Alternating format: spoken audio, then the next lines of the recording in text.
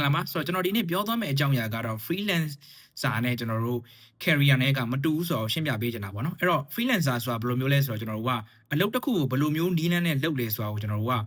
သတ်မှတ်ထားတဲ့ဟာကို freelancer လုပ်တယ် freelancing လုပ်တယ်လို့ကျွန်တော်တို့ကခေါ်တာပေါ့နော်အဲ့တော့ freelancing လုပ်တယ်ဆိုတာကကျွန်တော်တို့ကအချိန်သတ်မှတ်ထားမျိုးမရှိဘူး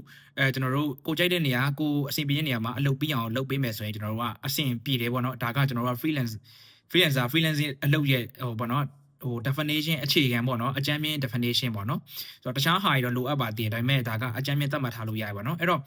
career တစ်ခုဆိုတာဘာလဲဆိုတော့ကျွန်တော်တို့ဘာနဲ့အတန်ဝင်ဝင်ကြောင်းပြုတ်မလဲဆိုတော့ကျွန်တော်တို့ကစဉ်းစားတဲ့အပိုင်းပေါ့နော်အဲ့တော့အဲ့နှစ်ခုကမတူဘူးပေါ့နော်အဲ့တော့ career တစ်ခုကိုမတိဆောက်ထားဘဲနဲ့ freelancer လည်းလုပ်လို့မရဘူးကျွန်တော်တို့က full time job လည်းလုပ်လို့မရ work from home အလုပ်လည်းလုပ်လို့မရဘာမှလုပ်လို့မရအဓိကကျွန်တော်တို့က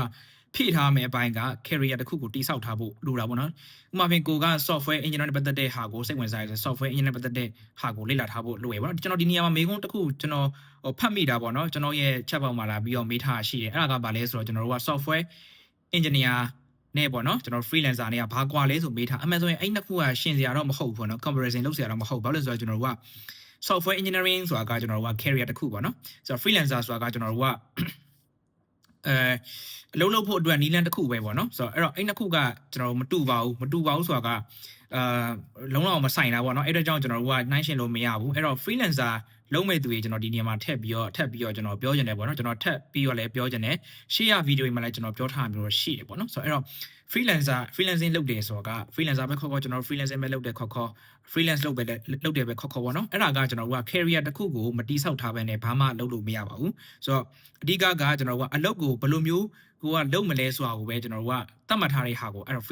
freelancing လုပ်တယ် freelancer လုပ်တယ်လို့ကျွန်တော်တို့ကခေါ်တာပေါ့နော်ဆိုတော့ကျွန်တော်တို့က customer ကိုဘာ service ပေးမယ်ဘာ provide လုပ်ပေးမလဲဆိုတာကိုကျွန်တော်တို့က client ဘာဒါမှမဟုတ်လေကိုယ့်ရဲ့အလုပ်ငန်းရှင်ပေါ့နော်ကိုယ့်ရဲ့အလုပ်ရှင်ကိုကျွန်တော်ဘာ value provide လုပ်ပေးမလဲဆိုတာကိုကျွန်တော်တို့ကသိဖို့ဆိုရင်ကျွန်တော်တို့ကcareer တစ်ခုကိုတိဆောက်ထားဖို့လိုတယ်ပေါ့နော်ဥပမာအဖြစ်ကျွန်တော်တို့ကပြောရမယ်ဆိုရင်ကိုကအင်္ဂလိပ်စာ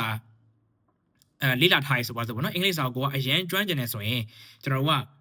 အင်္ဂလိပ်စာ guide နဲ့ပတ်သက်တဲ့ဟာဒါအင်္ဂလိပ်စာ